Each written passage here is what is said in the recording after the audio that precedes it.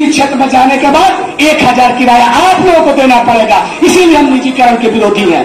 Number 2, जिंदाबाद, दिल्ली हो या राजस्थान, दिल्ली हो या राजस्थान। प्राइम न्यूज़ में बात करेंगे आज सिवान शहर सिवान में रेलवे मजदूर यूनियन ने धरना प्रदर्शन किया। बताते चले आपको कि एनई रेलवे मजदूर यूनियन की तरफ से सिवान जंक्शन पर सिवान स्टेशन पर धरना प्रदर्शन किया। सखत सिवान और कई ऐसे नारेबाजी यहाँ पे हुआ। इनकलाब जिंदाबाद, हिंद मजदूर सभा, मजदूर एकता जिंदाबाद, AIRF की तरफ से इस आंदोलन को सिवान शहर सिवान सिटी यानी सिवान जंक्शन पे किया गया धरना। आप देख सकते हैं कि कितने लोग इस धरने में आ चुके हैं। आइए क्या कुछ कह रहे हैं धरने को अध्यक्षता के रूप में जो माइक में लेकर बातें कर रहे हैं वो क्या कुछ कह रहे हैं, यानी कि एनई रेलवे मजदूर यूनियन के कार्यकर्ता हैं। आंदोलन का ऐसे तो हमारी बहुत पहले तो सर्वप्रथम मैं आपके चैनल लोकप्रिय सिवान के लोकप्रिय न्यूज़ चैनल और आप जैसे दुसाहसी पत्रकार को मैं और मेरा संगठन मजदूर सिवान आपका क्रांतिकारी और हार्दिक अभिनंदन करते हैं। जैसा कि आपने प्रश्न किया कि आज का आंदोलन किस लिए है, तो ऑल इंडिया रेलवे फेडरेशन के महामंत्री हमारे शिवगोपाल मिश्रा जी और NCJCM के भी महामंत्री, NCJCM पूरे हिंदुस्तान के केंद्रीय कर्मचारियों का संगठन है, उसके वो कन्वेनर हैं और ऑल इंडिया रेलवे फेडरेशन के हमारे महामंत्री हैं और हमारा संगठन मजदूर यूनियन उनसे एफिलेटेड है। उनका ये कॉल है कि आज के दिन NPS जो कि 4 के बाद जो नए कर्मचारी आए हैं उनको पुराने OPS में नहीं रखा गया, ओल्ड पेंशन स्कीम में उनको NPS से शासित किया जाता है। तो उस NPS को हटाने के लिए और OPS को लाने के लिए आज के दिन पूरे हिंदुस्तान में ऑल इंडिया लेवल पर आज के दिन विरोध प्रदर्शन का आयोजन किया गया। इसी कड़ी में सिवान शाखा के द्वारा विरोध प्रदर्शन का हमने आयोजन किया। जैसे पिछले बार भी आपने आंदोलन किया था निजीकरण के विरोध, सरकार कुछ भी नहीं कर पाई उसके लिए, फिर उसके क्या लगता है कि ये जो आंदोलन किए हैं तो सरकार सुनेगी आपकी बातों को? हमारा काम है रेल कर्मचारी और मजदूर संगठनों की आवाज़ तक सरकार को पहुंचाना।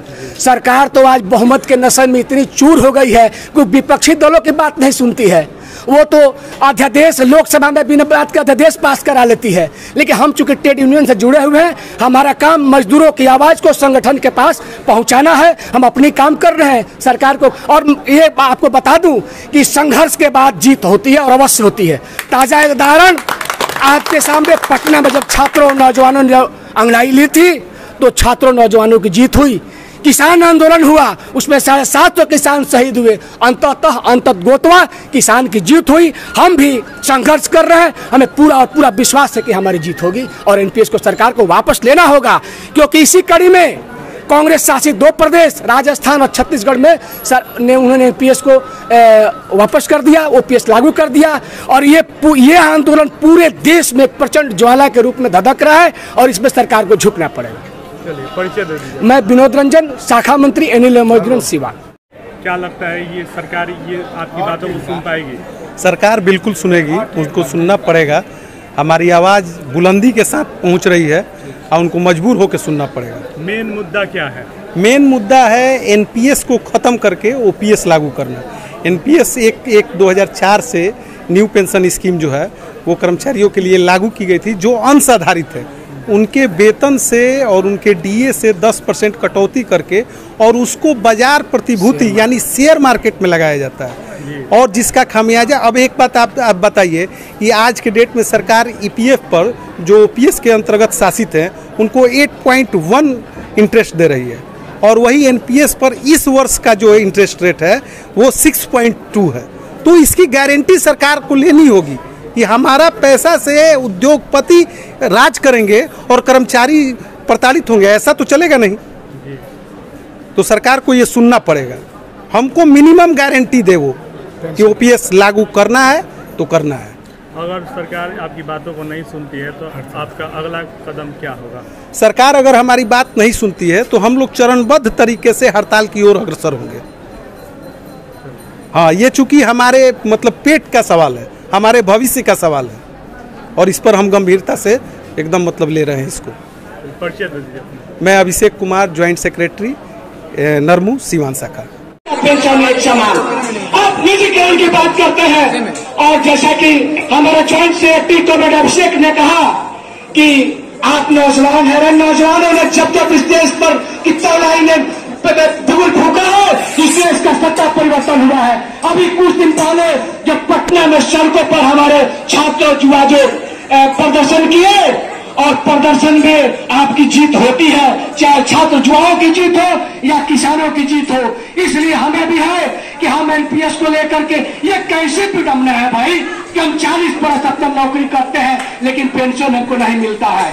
और रही बात निजीकरण का, इन्होंने अभिषेक जी ने कहा कि इसका खामियाजा आम जनता को भी भुगतना पड़ेगा। मैं 2-3 एग्जाम्पल के सामने आप लोग को रखना चाहता हूं। साथियों, सबसे पहले निजीकरण क्षेत्र की गाड़ी तेजस लखनऊ से दिल्ली के लिए चलना शुरू हुई।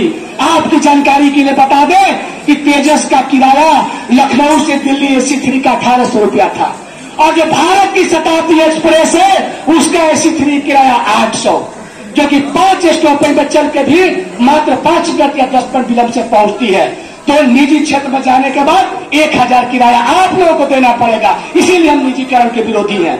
नंबर 2, रेल को भारत की लाइफलाइन कहा जाता है, और बम्बे में लोकल ट्रेन भारत की लाइफलाइन, बम्बे की लाइफलाइन है।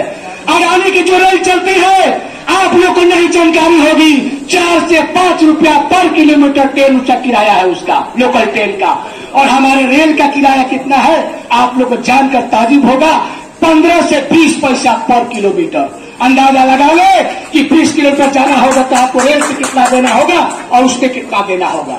साथियों, इन्हीं सब मुद्दों को लेकर के आज का केवल और केवल ज्वलंत मुद्दा, साथी अभिषेक जी ने कहा कि कल आपकी बारी है। अरे उसके कत्ल पर मैं चुप था, आज मेरा नंबर आया, मेरे कत्ल पर आप चुप है, कल अगला नंबर आपका है। तो साथियों, इन्हीं सब बातों के साथ और इन्हीं लेबर सीमांत शाखा की तरफ से आज सारे सीमांत के रेल कर्मचारियों को एनडीए मजदूरों की तरफ से हार्दिक और क्रांतिकारी अभिनंदन करते हुए मैं आप लोग का इनकलाबी लाल सलाम पेश करता हूँ। इनकलाब जिंदाबाद, जिंदाबाद, जिंदाबाद।